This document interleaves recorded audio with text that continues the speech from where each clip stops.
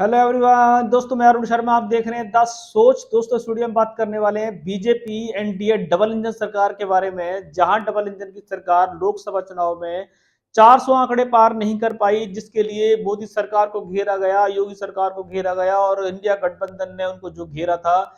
जिस तरीके से यूपी में उनकी अयोध्या सीट तक करारी हार हुई थी और योगी सरकार को और मोदी सरकार को चारों तरफ सुनना पड़ा था, जिसके चलते संघ भी बीजेपी से नाराज था। पर मोदी और इस बार योगी ने हरियाणा की जीत के लिए जोश हाई जो किया है, इससे बीजेपी सरकार गदगद है। दोस्तों अगर आप चैनल पहली बार है, जोड़ सकते हैं सारी वीडियो को। दोस्तों बात करते हैं योगी सरकार और मोदी के बारे में कि हरियाणा में इस बार बीजेपी का जोश आई है। उन्होंने लोकसभा चुनाव की 400 के जो आंकड़े वाली हार जो हुई थी, और यूपी में जो इस बार योगी का सुतड़ा साफ हुआ था, जिसके चलते योगी सरकार मोदी सरकार को संघ ने खरी खोटी सुनाई थी। उन्होंने हरियाणा की जीत से उत्तर प्रदेश की हार का बदला ले लिया है, और ऐसा बदला ले लिया है कि अब कांग्रेस पार्टी इंडिया पार्टी में दरार पड़ गई है।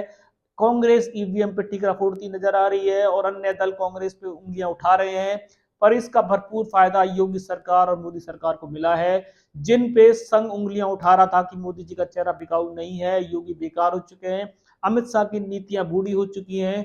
पर इस बार में हरियाणा में जो कांग्रेस का हाथ मजबूत था, पर कांग्रेस की जो सियासी तलवारें चल रही थी, उसका फायदा बीजेपी ने उठाया। जहां कांग्रेस ने दम फूक रखा था कि वो हरियाणा में 90 सीटें घेरेंगे और बीजेपी का खाता नहीं खुलने देंगे, इसके चलते हरियाणा में कांग्रेस ने इंडिया नाम की पार्टी के किसी भी गठबंधन से गठबंधन नहीं किया और मुंह खा गए। 10 से 12 सीटों की जो पिछड़ हुई है, जिससे हरियाणा में बीजेपी हैट्रिक मार गई। और बीजेपी जिस तरीके से जीत के डंके बजाए हैं, इससे देखा जाए तो बीजेपी का जोश हाई है और उन्होंने यूपी की हार का बदला हरियाणा से ले लिया है।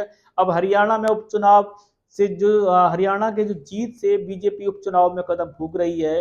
क्या बीजेपी इस बार बीजेपी हरियाणा में का जो चुनाव जीतकर बीजेपी में उपचुनाव में कदम फूंक रही है, क्या उसका बदला ले पाएगी? अखिलेश यादव ने अकेला मोर्चा संभाला हुआ है। उन्होंने इंडिया गठबंधन की हार से अपना पैंतरा अलग कर लिया है और वो यूपी की हार का कुछ भी रहा हो, जीत कुछ भी रहा हो, वो कह रहे हैं कि उनकी पार्टी कांग्रेस से लाख दर्जे मजबूत है और वो बीजेपी की सपनों को खड़ा नहीं होने देंगे।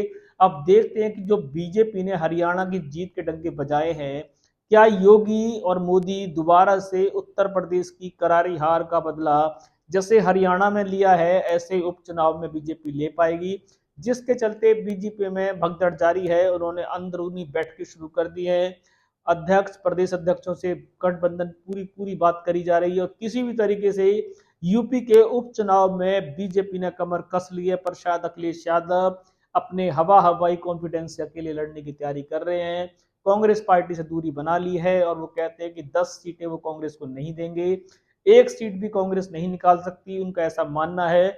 और जिस तरीके से मोदी जी पे और योगी पे और जिस तरीके से बीजेपी पार्टी डबल इंजन पे उंगलियां उठ रही थी, उसका उन्होंने ब्याज समेत हरियाणा की जीत से बदला पूरा कर लिया है। क्या इंडिया गठबंधन दोबारा से उपचुनाव में बीजेपी को हराकर हरियाणा की हार का बदला ले लेगा?